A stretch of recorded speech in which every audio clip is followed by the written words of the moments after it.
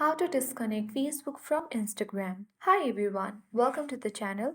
This is Rose and I'm here to guide you on how to disconnect Facebook from Instagram.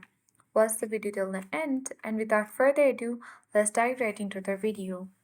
Launch Instagram app on your device. Make sure to log in to your account.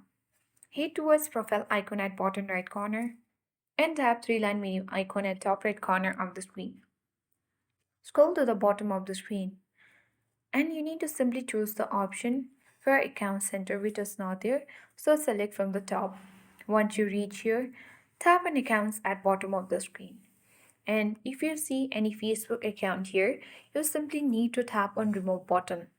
For a demo purpose, let me choose this next Instagram account. Tap remove and you have to select remove account and tap continue.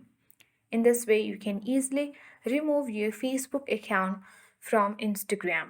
I hope this guide was helpful. If it was, then do like, share, comment, and don't forget to subscribe. Thanks for watching and see you in the next video.